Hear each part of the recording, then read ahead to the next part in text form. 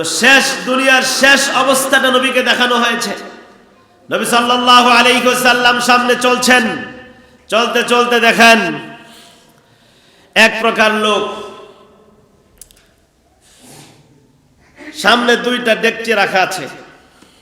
একটা ডেকচির মধ্যে সুস্বাদু গোশত রান্না করা, আর একটা ডেকচির মধ্যে পচা গোশত রান্না করা। দুর্গন্ধযুক্ত পচা গোশত এক ডেকচির মধ্যে, যেখান থেকে দুর্গন্ধ ছড়াচ্ছে, আর একটা ডেকচির মধ্যে খুব সুস্বাদু গোশত রান্না করা আছে, সেই জায়গা থেকে সুঘ্রাণ ছড়াচ্ছে। কিন্তু আশ্চর্যজনক বিষয় হইল, ওই সুগন্ধযুক্ত গোশতর পাতিল যেটা, ওই দিকে মানুষগুলো যাচ্ছে না, বরং মানুষগুলা যাইতেছে দুর্গন্ধযুক্ত পচা গোশত, যেখান থেকে দুর্গন্ধ ছড়াচ্ছে, ওই যে গোশতগুলো খাওয়ার জন্য দ্রুত গতিতে ওই দিকে অগ্রসর হচ্ছে। নবী করিম সাল্লাল্লাহু আলাইহি ওয়াসাল্লাম বললেন, ভাই জিবরাইল, এরা কারা? এদের অবস্থা এরকম ব্যতিক্রম ধর্মী কেন? এদের তো উচিত ছিল সুগন্ধযুক্ত গোশত যেগুলি ভালো আছে সেগুলি খাওয়া, কিন্তু সেগুলি বর্জন করে যাইতেছে তারা দুর্গন্ধযুক্ত পচা গোশতগুলো খাওয়ার জন্য পারাবারি করতেছে। এগুলির অবস্থা বর্ণনা করে শোনান আমাকে। তো জিবরাইল আলাইহিস সালাতু ওয়াস সালাম বললেন, ইয়া রাসূলুল্লাহ, এরা আপনার উম্মতের ওই সকল ব্যক্তির উদাহরণ যারা হালাল বিবি ঘরে রাখার পরেও পরকীয়া সম্পর্ক করে অন্যের স্ত্রী হারাম মেয়েদের কাছে যাওয়ার জন্য চেষ্টা করবে। এই সুগন্ধযুক্ত ভালো গোশতের মাধ্যমে বোঝানো হয়েছে হালাল স্ত্রী, আর দুর্গন্ধযুক্ত পচা গোশত দিয়ে বোঝানো হয়েছে হারাম স্ত্রী, হারাম মহিলা। হারাম মহিলা বোঝানো হয়েছে।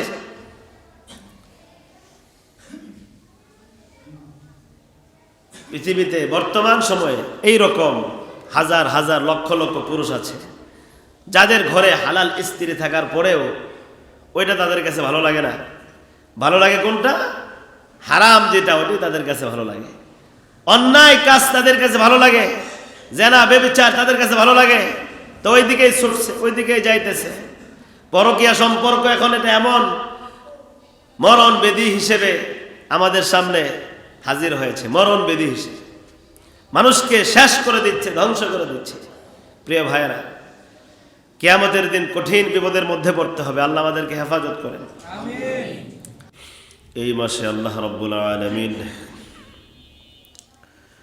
আমাদের প্রিয় নবী মুহাম্মদুর রাসূলুল্লাহ সাল্লাল্লাহু আলাইহি ওয়াসাল্লামকে এক বিশেষ মর্যাদা দান করেছিলেন, যে মর্যাদা রব্বুল আলামিন অন্য কোনো নবীকে দান করেন নাই। সেটি হলো ইসরা এবং মেরাজ। এটা একমাত্র আমাদের নবী মুহাম্মদুর রাসূলুল্লাহ সাল্লাল্লাহু আলাইহি ওয়াসাল্লামকেই আল্লাহ তাআলা দান করেছিলেন।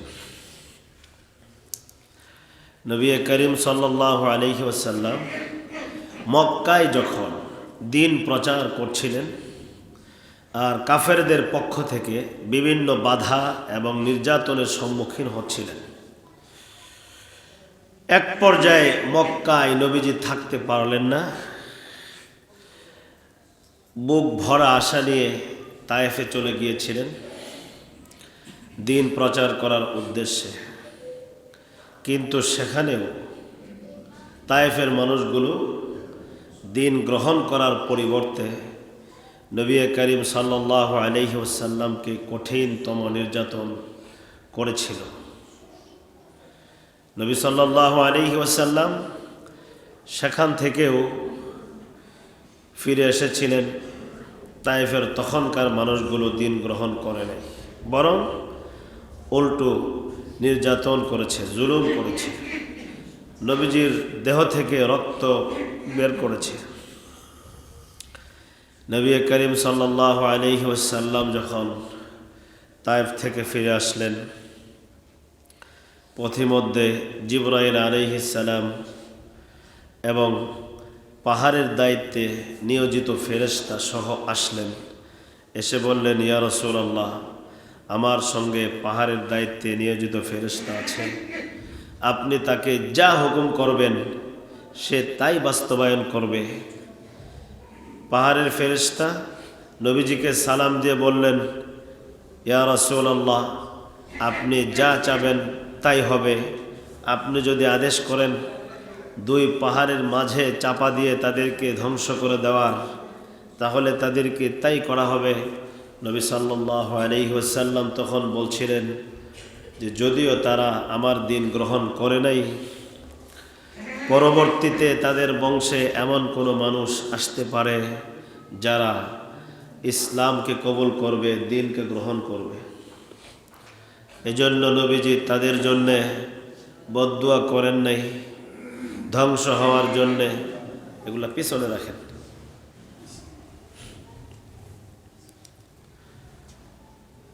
তো নবী সাল্লাল্লাহু আলাইহি ওয়াসাল্লাম তায়েফ থেকে যখন এইরকম কঠিন নির্যাতনের সম্মুখীন হয়ে যখন ফিরে আসলেন, আল্লাহ রাব্বুল আলামিন নবীজিকে সান্ত্বনা দেওয়ার জন্যে নবী করিম সাল্লাল্লাহু আলাইহি ওয়াসাল্লামকে আল্লাহ তাআলা তার আরশের মধ্যে ডেকে নিয়েছিলেন। নবীজিকে আরশে নেওয়া হয়েছে। এই বিশেষ মর্যাদা শুধুমাত্র আমাদের নবীজিকেই দেওয়া হয়েছে। নবী সাল্লাল্লাহু আলাইহি ওয়াসাল্লাম মক্কায় ঘুমিয়েছিলেন। ওই সময় নবী করিম সাল্লাল্লাহু আলাইহি ওয়াসাল্লামের সামনে বোরাক আনা হয়েছে। এই সফরের দুইটা ভাগ, একটা ভাগ হলো ইসরা আর একটা ভাগ হলো মেয়ারাজ। ইসরা বলা হয় রাত্রিকালীন ভ্রমণ করাকে, রাত্রিতে যে ভ্রমণ করে। আর নবী করিম সাল্লাল্লাহু আলাইহি ওয়াসাল্লামের এই ভ্রমণটা রাতের প্রথম অংশে শুরু হয়েছিল। তো নবীজি রাত্রিকালীন যে ভ্রমণ করেছেন মক্কা থেকে বাইতুল মুকাদ্দাস পর্যন্ত, এইটুকু ভ্রমণকে ইসরা বলা হয়। ইমাম সাখাবী রাহমাতুল্লাহি আলাইহি তিনি বলেছেন যে ইসরা এটা রাত্রির ভ্রমণ ছাড়া সম্ভব না। রাত্রিকালীন ভ্রমণকে ইসরা বলে। কোরআনের মধ্যে আল্লাহ পাক সূরাত বনী ইসরাঈলের প্রথম আয়াতের মধ্যে এই ইসরা ভ্রমণের আলোচনা আল্লাহ নিজে করেছেন। আল্লাহ তাআলা বলেন, সুবহানাল্লাযী আসরা বিআবদিহি লাইলাম মিনাল মাসজিদিল হারাম ইলাল মাসজিদিল আকসা। আল্লাহ তাআলা বলছেন, পবিত্র সেই মহান সত্তা যিনি তার বান্দাকে রাতের বেলা ভ্রমণ করিয়েছেন। কোথায় থেকে? মিনাল মসজিদিল হারাম, মসজিদে হারাম থেকে, ইলাল মসজিদিল আকসা, মসজিদ আকসা পর্যন্ত। মসজিদে হারাম কাবা শরীফ, বাইতুল মুকাদ্দাস থেকে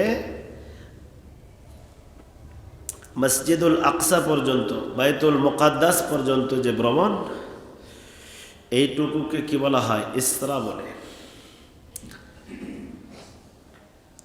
আর এই ভ্রমণ স্বাভাবিক কোনো ভ্রমণ ছিল না, এটা বড়ই আশ্চর্যজনক একটা ভ্রমণ।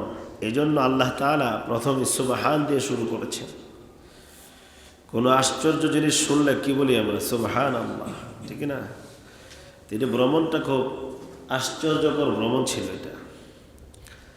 আল্লাহ বলেন এই ভ্রমণ আমি করিয়েছি কেন? আল্লাযী বারাকনা হাওলাহু, যেই বাইতুল মুকাদ্দাসের চতুর্দিকে আমি বরকত দিয়েছি, এই পর্যন্ত ভ্রমণ করাইছি কেন? লিনুরিয়াহু মিন আয়াতিনা, আমার নিদর্শনগুলো দেখানোর জন্যে, আমার কিছু নিদর্শন তাকে দেখানোর জন্য ভ্রমণটা করিয়েছি। নবী সাল্লাল্লাহু আলাইহি ওয়াসাল্লামকে এই জায়গাটুকু সফরের মধ্যে অনেক নিদর্শন দেখানো হয়েছে। নবী সাল্লাল্লাহু আলাইহি ওয়াসাল্লাম যাইতেছিলেন, যাওয়ার অবস্থায় দেখেন এক বৃদ্ধ মহিলা নবী করিম সাল্লাল্লাহু আলাইহি ওয়াসাল্লামকে ডাক দিলেন। একটা বৃদ্ধ মহিলা, নবীজি ফিরে তাকানোর জন্যে চাইলেন, কিন্তু জিবরাইল আলাইহিস সালাতু ওয়াস সালাম সাথে ছিলেন। আর এই ভ্রমণটা মক্কা থেকে যখন শুরু হলো, বোরাকে শুরু হয়েছিল। বোরাক, বোরাক কি? বুরাক হলো গাধার চেয়ে একটু বড়, আর খচ্চরের চেয়ে একটু ছোট একটা জন্তু, একটা জীব, একটা জানোয়ার। এই বোরাক, যার রং ছিল সাদা, এটার মধ্যে চড়ে নবীজি যাচ্ছিলেন জিবরাইল আলাইহিস সালাতু ওয়াস সালামের সাথে। এটার গতি ছিল দৃষ্টিসীমা পর্যন্ত এক লাফে অতিক্রম করতে পারে। ওনার এই বোরাক জন্তুটার দৃষ্টি যেই জায়গায় পড়তো এক লাফে ওই জায়গায় যেতে পারত। এরকম গতি সম্পন্ন একটা জন্তু হলো বোরাক। এটার মধ্যে চড়ে যাচ্ছেন।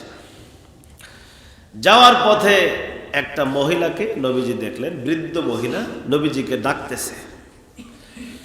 তো নবীজিকে ডাকতেছে একটা বুড়া মানুষ। তো নবীজি তার কথা শোনার জন্য তাকানোর নিয়ত করছেন এবং শুরু করছিলেন। তো জিবরাইল আলাইহিস সালাতু ওয়াস সালাম বললেন, ইয়া রাসূলুল্লাহ, তাকানো যাবে না পিছনে, সামনের দিকে চলেন।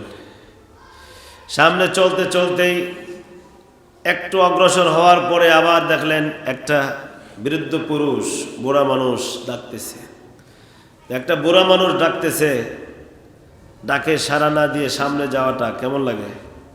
মুরব্বী মানুষ। তো নবীজি ফিরে তাকানোর জন্য চাচ্ছিলেন। জিবরাইল আলাইহিস সালাতু ওয়াস সালাম তখনও বললেন, ইয়া রাসূলুল্লাহ, পিছনে তাকানো যাবে না, সামনের দিকে চলেন। তো সামনের দিকে চলতেছেন। সামনে গিয়ে নবী সাল্লাল্লাহু আলাইহি ওয়াসাল্লাম জিজ্ঞাসা করলেন যে বৃদ্ধ মহিলাকে আর বৃদ্ধ পুরুষকে, যাদের দিকে তাকাইতে আপনি নিষেধ করলেন, এরা কারা? জিবরাইল আলাইহিস সালাতু ওয়াস সালাম তখন বললেন, যে বৃদ্ধ মহিলা আপনাকে ডেকেছিল, সেই বৃদ্ধ মহিলা হলো দুনিয়া। সেই বৃদ্ধ মহিলা কি? দুনিয়া। আর সামনে যে বৃদ্ধ পুরুষ আপনাকে ডেকেছিল, এ হলো শয়তান। সে কি? শয়তান। এরা আপনাকে ডেকেছিল তাদের দিকে আকৃষ্ট করার জন্য। এই দুইটা দৃশ্য আমাদের নবীজিকে আল্লাহ তাআলা দেখিয়েছেন। এটার মধ্যে অনেক হিকমত আছে। তোর মধ্যে এটাও একটা, যে নবী করিম সাল্লাল্লাহু আলাইহি ওয়াসাল্লামকে দেখানো হয়েছে দুনিয়ার হায়াত, দেখানো হয়েছে দুনিয়ার হায়াতটা দেখানো হয়েছে। সেটা কিভাবে? একটা বৃদ্ধ মহিলার রূপ দিয়া নবীজির সামনে দেখানো হয়েছে যে দুনিয়ার হায়াত কি পরিমাণ হয়েছে। তো দুনিয়াকে নবীজির সামনে তখন দেখানো হয়েছে বৃদ্ধ। দুনিয়ার জীবনের শেষের দিকে দুনিয়া একদম শেষের দিকে, যৌবন কালে নয়, একদম বৃদ্ধ অবস্থায় দেখানো হয়েছে। আবার শয়তানের হায়াত তো কিয়ামত পর্যন্ত সে বাঁচবে। তো তার হায়াতও নবীজিকে দেখানো হয়েছে, সেও বুড়া হয়ে গেছে, বৃদ্ধ হয়ে গেছে। মানে দুনিয়ার জীবনও শেষ, তখন তো শয়তানের জিন্দেগিও শেষ হবে। এই দুইটাকেই নবী করিম সাল্লাল্লাহু আলাইহি ওয়াসাল্লামকে দেখানো হয়েছে। আজ থেকে প্রায় 1450 বৎসর পূর্বে দেখানো হয়েছে তারা বৃদ্ধ। তখন ওই সময় এত ফিতনা বের হয় নাই যত ফিতনা এখন বের হয়েছে। কারণ নবী করিম সাল্লাল্লাহু আলাইহি ওয়াসাল্লামের জামানাতে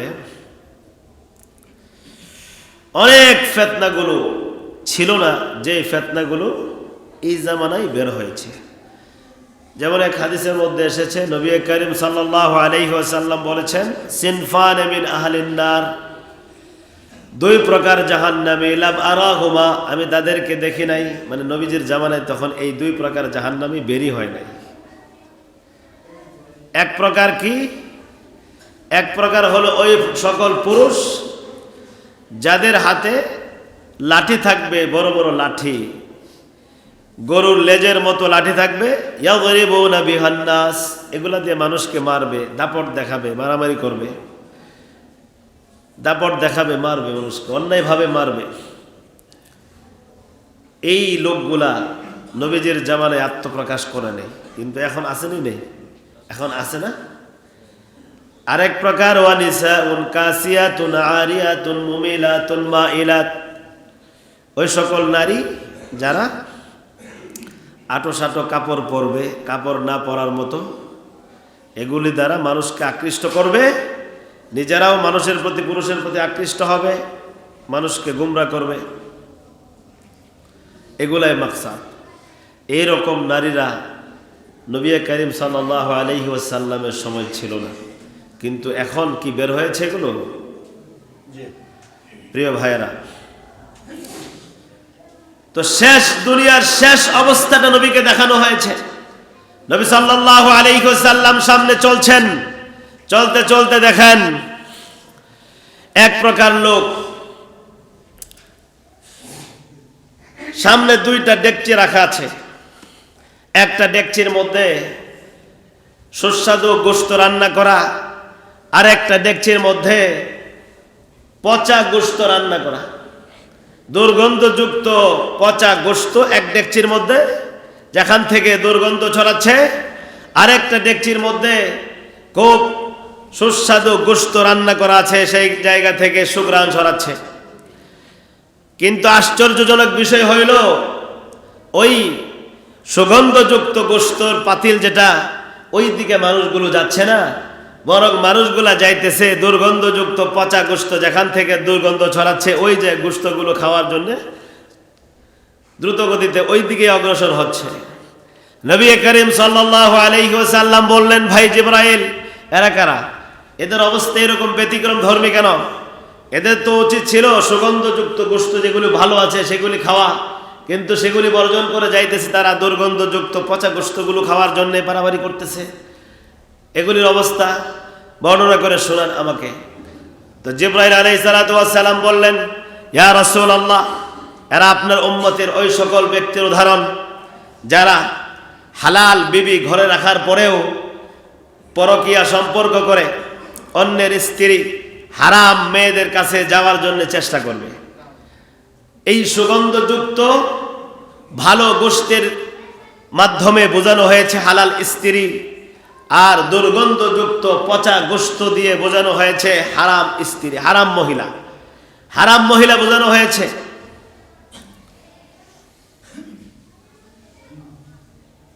পৃথিবীতে বর্তমান সময়ে এই রকম হাজার হাজার লক্ষ লক্ষ পুরুষ আছে যাদের ঘরে হালাল স্ত্রী থাকার পরেও ওইটা তাদের কাছে ভালো লাগে না। ভালো লাগে কোনটা? হারাম যেটা, ওইটাই তাদের কাছে ভালো লাগে। অন্যায় কাজ তাদের কাছে ভালো লাগে, জেনা ব্যভিচার তাদের কাছে ভালো লাগে, তো ওই দিকেই ছুটছে, ওই দিকেই যাইতেছে। পরকীয়া সম্পর্ক এখন এটা এমন মরণ বেদি হিসেবে আমাদের সামনে হাজির হয়েছে, মরণ বেদি হিসেবে মানুষকে শেষ করে দিচ্ছে, ধ্বংস করে দিচ্ছে। প্রিয় ভাইয়েরা, কিয়ামতের দিন কঠিন বিপদের মধ্যে পড়তে হবে, আল্লাহ আমাদেরকে হেফাজত করেন। নবীজি সামনের দিকে যাইতেছেন, যাইতে যাইতে দেখেন একটা তন্দুল চুলার মতো একটা গর্ত, তন্দুল চুলা, তন্দুল রুটি মানে না, এইরকম গর্ত, বিশাল গর্ত, আর আগুন নিচের দিক থেকে উতলে উঠে একদম চুলার মুখ পর্যন্ত উঠতেছে, আবার নিচের দিকে যাইতেছে। আর কিছু বস্ত্রহীন উলঙ্গ নারী পুরুষ ওই জায়গায় জ্বলতেছে।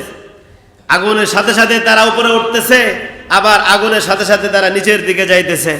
নবী সাল্লাল্লাহু আলাইহি ওয়াসাল্লাম জিজ্ঞাসা করলেন, এরা কারা? এদের এত কঠিন শাস্তি হচ্ছে কেন? জিবরাইল আলাইহিস সালাতু ওয়াস সালাম বললেন, ইয়া রাসূলুল্লাহ, এরা আপনার উম্মতের সকল নারী পুরুষ যারা দুনিয়াতে ব্যভিচারের মধ্যে থাকতো, ব্যভিচার করতো, জিনা ব্যভিচার করতো, এদের কঠিন শাস্তি এইভাবে দেওয়া হচ্ছে। তো নবী সাল্লাল্লাহু আলাইহি ওয়াসাল্লামকে দেখানো হয়েছে সামনে আরো যে একদল লোক, তাদের পেটগুলো অনেক বড় বড়, অনেক বড় বড় পেট, দেহটা একদম চিকন, কিন্তু পেটগুলো হলো একদম মটকার মতো বিশাল বড় বড় পেট। এদেরকে গোল করে শোয়ানো হয়েছে, গোল করে শোয়ানো হয়েছে। গ্রামের মধ্যে যারা কৃষক মানুষ, তারা যে ধান কাটার পরে আটিগুলো মলন দেয়, মলন দেয়, মলন, আটি মলন দেয়, গোল করে, এরপরে অনেকগুলো গরু একসাথে বেঁধে এরপরে এর উপর দিয়ে ঘোরায়, পাড়ায়, যাতে করে অবশিষ্ট ধানগুলো 1, 2, 3টা ধান যদি আটের মধ্যে লেগেও থাকে, গরুর পাড়ায় যেন এগুলো নিচের দিকে পড়ে যায় আর এগুলো যেন খের হয়। তো এইভাবে তাদেরকে শোয়ানো হয়েছে। শোয়ানোর পরে বিশাল বিশাল পেটওয়ালা এই মানুষগুলো শুয়ে আছে, আর দ্রুতগামী একটা ঘোড়া, দ্রুতগামী অশ্ব লাফিয়ে লাফিয়ে তাদের পেটের উপর দিয়ে ঘুরতেছে। এরকম পেটের মধ্যে যদি দ্রুতগামী ঘোড়া এসে জোরে লাফিয়ে পড়ে তাহলে কি কষ্ট হবে ভাই? কষ্ট হবে।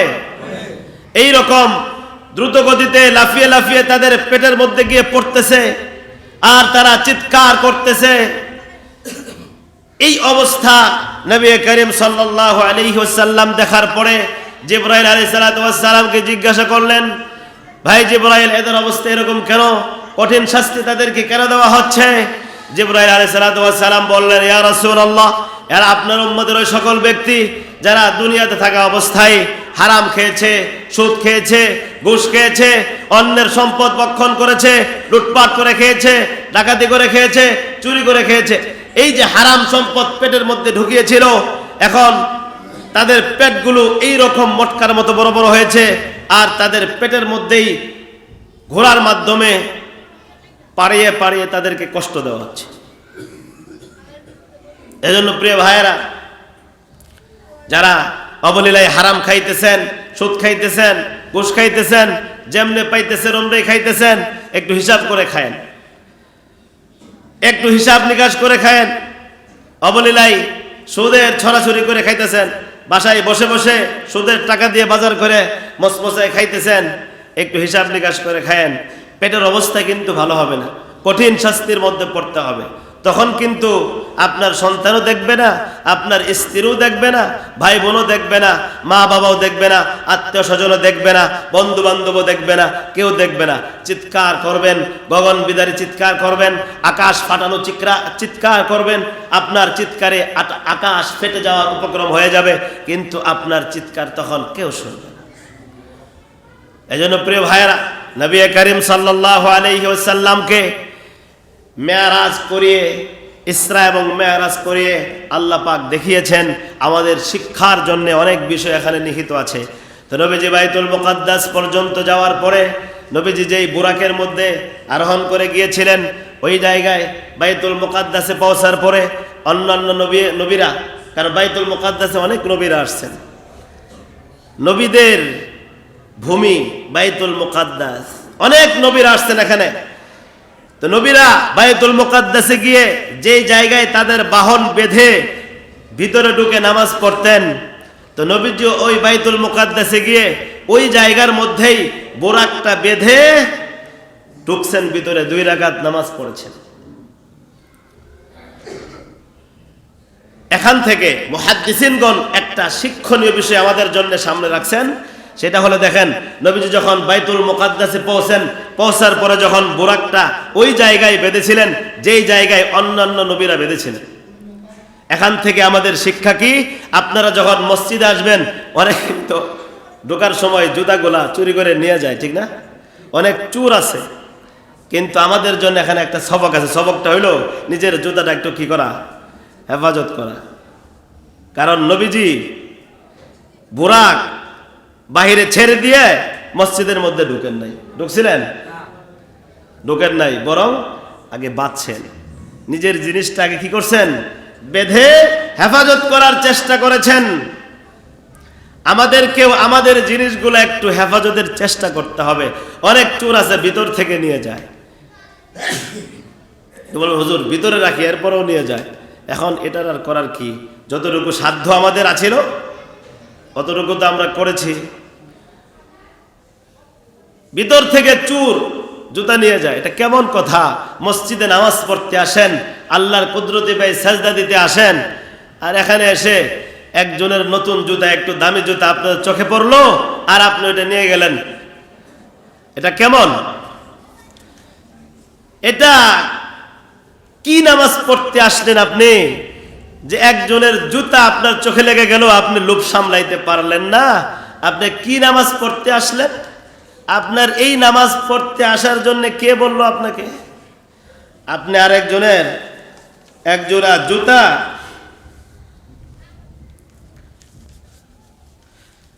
চোখে পড়ার পরে ওইটার লোভ সামলাইতে পারলেন না। এই জুতা চুরের ভয়ে, জুতা চুরির ভয়ে অনেক মানুষেরা স্বাভাবিকভাবে চলাফেরা করতে পারে না। কারণ বাসার থেকে বের হয়েছে, নামাজ পড়ে এক জায়গায় চলে যাবে।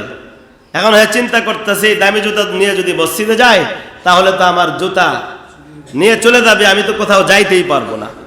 এজন্য সে কি করে, নর্মাল একটা জুতা নিয়ে হয়তো মসজিদে আসে, পরে আবার বাসায় গিয়ে নতুন জুতা পরে যাবে, অথবা মসজিদেই সে আসবে না, বাসায় 2 রাকাত নামাজ পড়ে চলে যাবে। এখন এই মুহূর্তে মসজিদে যাওয়া ঠিক হবে না, কারণ জুতা নিয়ে চলে যাবে, আবার টাইমও নাই, এমার্জেন্সি অথবা কোনো প্রোগ্রাম আছে, চলে যেতে হবে। এই চুরির ভয়ে মসজিদ পর্যন্ত আসতে পারতেছে না। আল্লাহ মাফ করুক, আল্লাহ এদেরকে হেদায়েত দান করুক, সবাই বলে আমিন।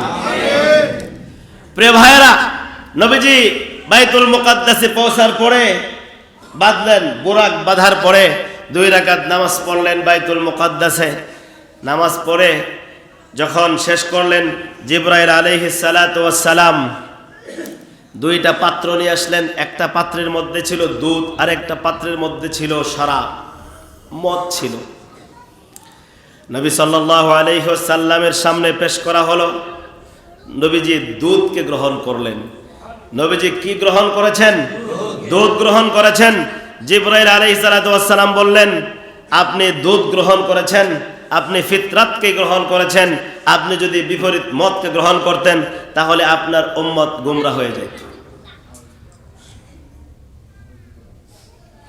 তো নবী করিম সাল্লাল্লাহু আলাইহি ওয়াসাল্লামকে আল্লাহ তাআলা অভ্যর্থনা দেওয়ার জন্য নবীদেরকেও এই বাইতুল মুকাদ্দাসে হাজির করেছিলেন।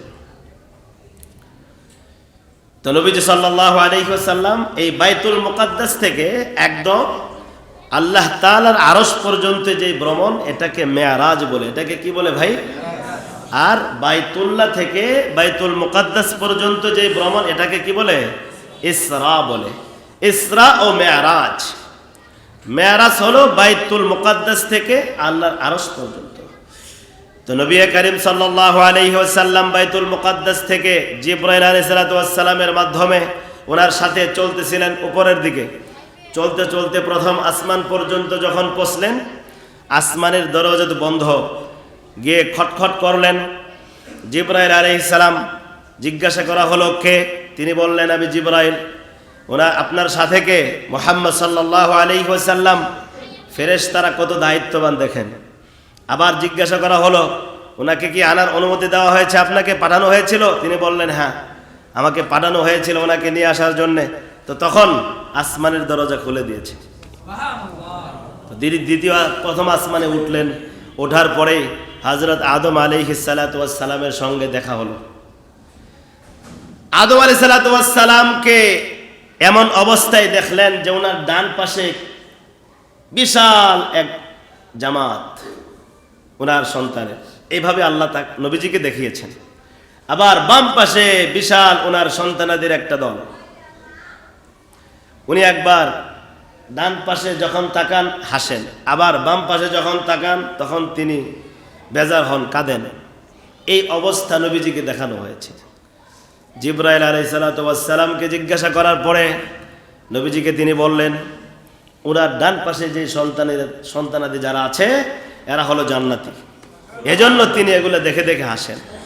আর যে বাম পাশে যেগুলো আছে এরা হলো জাহান্নামী, এদেরকে দেখে এজন্য তিনি ব্যথিত হন, দুঃখিত হন, কাঁদেন। আল্লাহ তাআলা আমাদেরকে আদম আলাইহিস সালাতু ওয়াস সালামের ডান পাশে যে সন্তানগুলো ছিল তাদের অন্তর্ভুক্ত বানাই দেখ, সবাই বলে আমিন। তো আদম আলাইহিস সালাতু ওয়াস সালামের সঙ্গে দেখা হলো প্রথম আসমানে। প্রথম আসমানের ভ্রমণ শেষ করে নবীজি উঠলেন দ্বিতীয় আসমানে। দ্বিতীয় আসমানে হযরত জাকারিয়া আলাইহিস সালাম এবং ইয়াহইয়া আলাইহিস সালাতু ওয়াস সালাম দুইজনের সঙ্গে দেখা হলো নবীজির সঙ্গে। ওনারা নবীকে দেখে স্বাগতম জানালেন, মারহাবা দিলেন, কল্যাণের জন্য দোয়া করলেন। দ্বিতীয় আসমান ভ্রমণ শেষ হওয়ার পরে তৃতীয় আসমানে উঠলেন। ওঠার পরে হযরত ইউসুফ আলাইহিস সালাতু ওয়াস সালামের সঙ্গে সেখানে দেখা হয়েছে। তিনিও নবীজির জন্য দোয়া করেছেন, মারহাবা দিয়েছেন, নবীজির আগমন শুভ হোক, কল্যাণকর হোক, দোয়া করেছেন। তৃতীয় আসমান ভ্রমণ শেষ হওয়ার পরে নবীজি উঠেছেন চতুর্থ আসমানে। চতুর্থ আসমানে ওঠার পরে হযরত ইদ্রিস আলাইহিস সালাতু ওয়াস সালামের সঙ্গে নবীজির সঙ্গে দেখা হয়েছে। তিনিও কল্যাণে দোয়া করেছেন, স্বাগতম জানিয়েছেন। চতুর্থ আসমান শেষ হলে পঞ্চম আসমানে উঠেছেন। পঞ্চম আসমানে ওঠার পরে হযরত হারুন আলাইহিস সালাতু ওয়াস সালামের সঙ্গে নবীজির দেখা হয়েছে। তিনিও নবীজির জন্য কল্যাণের দোয়া করেছেন এবং স্বাগতম দিয়েছেন। পঞ্চম আসমান ভ্রমণ শেষ হলে যখন ষষ্ঠ আসমানে ওঠেন, হযরত মূসা আলাইহিস সালাতু ওয়াস সালামের সঙ্গে দেখা হয়েছে। তিনিও দোয়া করেছেন, কল্যাণ বরকতের দোয়া করেছেন।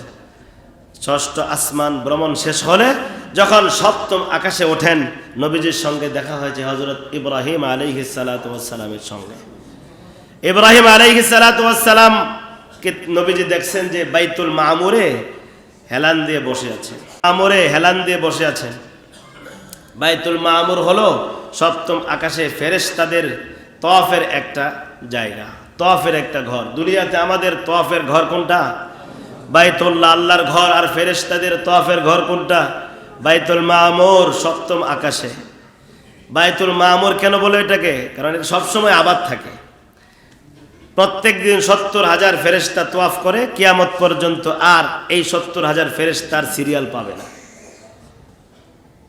একবার প্রথম ৭০,০০০ যে তওয়াফ করেছিল, কিয়ামত পর্যন্ত আর এরা সিরিয়াল পাবে না তওয়াফ করার। তাহলে দৈনিক ৭০,০০০। এবার অনুমান করেন, এই হাদিস থেকেই বোঝা যায় আল্লাহ কতগুলো ফেরেশতা সৃষ্টি করেছেন, কতগুলো সৃষ্ট ফেরেশতা আল্লাহ তাআলা। এক ৭০,০০০ ফেরেশতা একবার তওয়াফ করলো আর সিরিয়াল পাবে না। এবার চিন্তা করার বিষয় যে কত ফেরেশতা আল্লাহ বানিয়েছেন। তো এই বাইতুল মামুরে যখন ইব্রাহিম আলাইহিস সালাতু ওয়াস সালামের সঙ্গে দেখা হয়েছে, তখন ইব্রাহিম আলাইহিস সালাতু ওয়াস সালাম নবীজিকে সালাম দিয়েছেন এবং বলছেন যে আমার পক্ষ থেকে আপনার উম্মতকে সালাম দিয়েন, আমার পক্ষ থেকে আপনার উম্মতকে সালাম দিবেন এবং এই কথা তাদেরকে বলবেন। কে বলতেছেন এটি? ইব্রাহিম আলাইহিস সালাতু ওয়াস সালাম নবীকে বলতেছেন আমার পক্ষ থেকে এই কথাগুলো বলবেন যে জান্নাতের মাটি বড় সুগন্ধময়, জান্নাতের মাটি খুব সুগন্ধময়, এই সংবাদটা আপনার উম্মতকে দিবেন আপনি। এবং জান্নাতের পানি খুব সুমিষ্ট, আর জান্নাতের গাছপালা হলো সুবহানাল্লাহি ওয়ালহামদুলিল্লাহি ওয়ালা ইলাহা ইল্লাল্লাহু আল্লাহু আকবার। যত পড়বেন তত জান্নাতের ভিতরে গাছ তৈরি হইতে থাকবে, যত পড়বেন তত জান্নাতের মধ্যে গাছ তৈরি হইতে থাকবে। সুবহানাল্লাহি ওয়ালহামদুলিল্লাহি ওয়ালা ইলাহা ইল্লাল্লাহু আল্লাহু আকবার। যত পড়ব তত জান্নাতের গাছ তৈরি হবে। তো এরপরে নবীজি সপ্তম আকাশের উপরে সিদরাতুল মুনতাহা, ওই জায়গায় গেলেন। সিদরাতুল মুনতাহা একটা বড়ই গাছ, ওইটা হলো লাশ সীমানা। এরপরে কি আছে কোনো ফেরেশতা বলতে পারবে না, কেউ বলতে পারবে না। আর কোনো ফেরেশতাদের ওই গাছের সামনে অগ্রসর হওয়া নিষেধ, যাইতে পারবে না। ওটার পরের অবস্থা একমাত্র আল্লাহ তাআলা ভালো জানেন।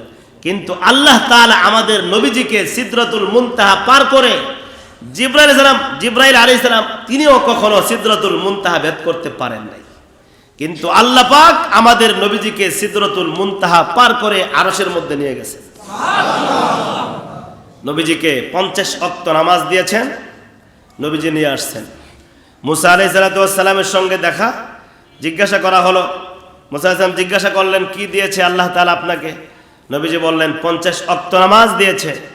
তিনি বললেন পারবে না, আপনার উম্মত পারবে না, কারণ আমি পরীক্ষা করেছি, আমার জাতিকে আমি পরীক্ষা করেছি, তারা তো 2 ওয়াক্তও পারে নাই। আপনার উম্মত 50 ওয়াক্ত পারবে না, যান তাড়াতাড়ি কমাই নিয়ে আসেন। তো নবীজি গেলেন, আল্লাহ পাক 5 ওয়াক্ত কমাই দিয়েছেন, ফিরে আসছেন। আবার জিজ্ঞাসা করা হলো, মুসা আলাইহিস সালাম জিজ্ঞাসা করলেন কয় ওয়াক্ত কমাই দিছে? 45 ওয়াক্ত, এখন 5 ওয়াক্ত কমাই দিছে। মুসা আলাইহিস সালাম বললেন যা আবার যান, পারবে না, 45 ওয়াক্তও পারবে না। তো এইভাবে নবীজি বলেন আমি একবার আল্লাহর দরবারে যাই, আর একবার মুসা আলাইহিস সালামের কাছে যখন আসি আবার সাক্ষাৎ হয়। এইভাবে জিজ্ঞাসা করতে করতে শেষ পর্যায়ে আল্লাহ বললেন, আচ্ছা ঠিক আছে যাও, তোমাকে 5 ওয়াক্ত দিলাম তোমার উম্মতের জন্য, 5 ওয়াক্ত করে। 5 ওয়াক্ত যখন নিয়ে আসলেন, মুসা আলাইহিস সালামের সঙ্গে দেখা হলো। তিনি বললেন, এখন কয় ওয়াক্ত দিয়েছেন? নবীজি বললেন 5 ওয়াক্ত দিয়েছেন। মুসা আলাইহিস সালাম বললেন 5 ওয়াক্তও পারবে না, আবার ফিরে যান। নবীজি বললেন, ভাই মুসা, আমি অনেকবার গিয়েছি আল্লাহর কাছে, এখন আমার একটু লজ্জা লাগতেছে, এই 5 ওয়াক্ত এখান থেকে আবার কমানোর জন্য যাইতে আবার লজ্জা লাগতেছে আমার।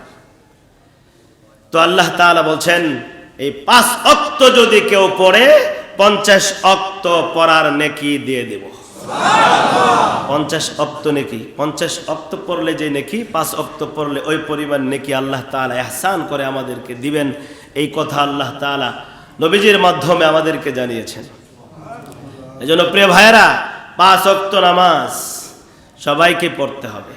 5 ওয়াক্ত নামাজ 1 ওয়াক্তও ছাড়া যাবে না, 5 ওয়াক্তই আদায় করতে হবে। আল্লাহ তাআলা সবাইকে তৌফিক দান করুন।